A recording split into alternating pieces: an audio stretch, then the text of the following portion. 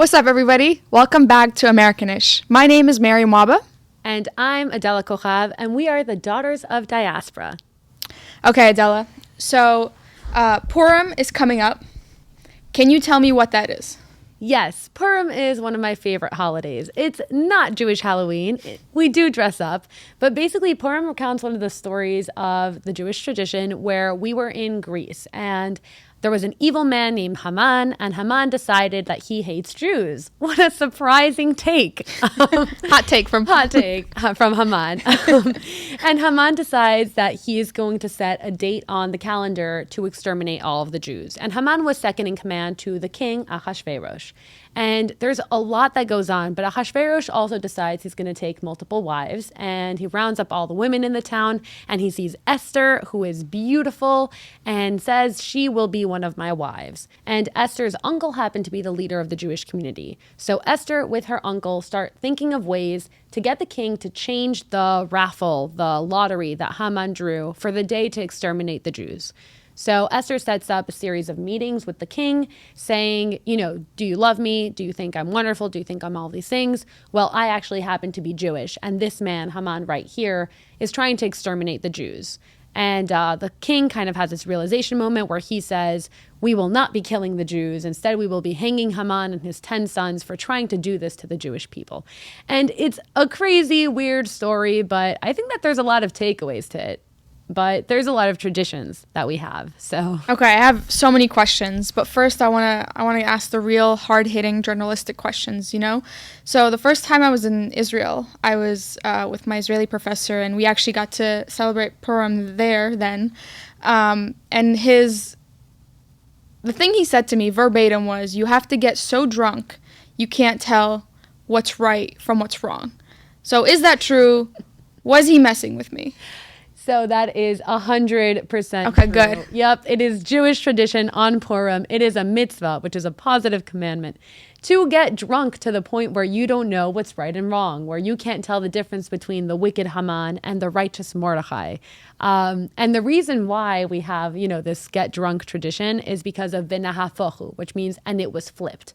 So the whole thing with Purim is that, the Jewish fate was sealed to extermination, and it was flipped. So the whole idea is opposites, which is actually why we dress up. The reason why we dress up on Purim isn't because it's like Halloween.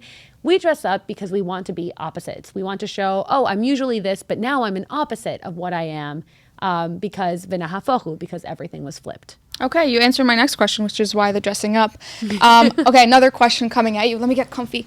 Was Esther a seductress, or was she a heroine? A little bit of both? Tell me about that. I think a little bit of both. But most importantly, definitely a heroine. I think she's one of my biggest role models in that she realized she was in a certain position where only she could change things. And with the support of her people, she used her position to leverage it to make changes. Right. And she did it really through diplomacy, though Judaism does have seductresses. We have neviot, which are female prophets who have gotten opposing army generals drunk and killed them in their sleep. So we do have that tradition.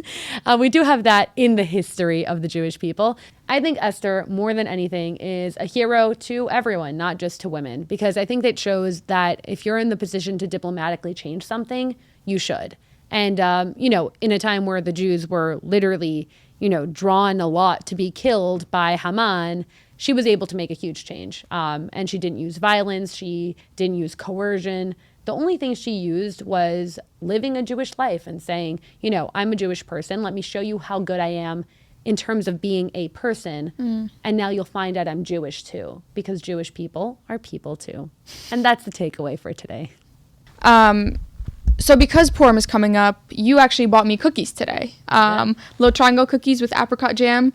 And you said they were part of Purim. Can you tell me a little bit more about that? Yes. So I brought Hamantaschen. And Hamantaschen are a triangle-shaped cookie. Inside they have a filling. It could be chocolate chips. It could be apricot jam. It could be Nutella.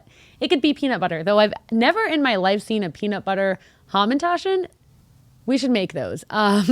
But pretty much what a Hamantaschen is supposed to be reminiscent of what Haman, the evil man that tried to kill the Jews, his ears were apparently shaped like triangles. So it's supposed to be a reminder of Haman's ears Some people also say he wore a triangular hat, so it's reminiscent of his hat.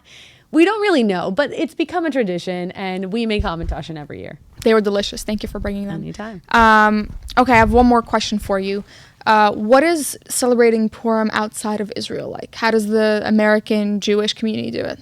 So I've never had a Purim in Israel, but my friends that have spent Purim in Israel say that the whole country goes crazy. The whole country gets drunk. You walk out on the streets and everyone's having the time of their lives, and it's like a whole balagan, which means like a mischief or a crazy hoopla.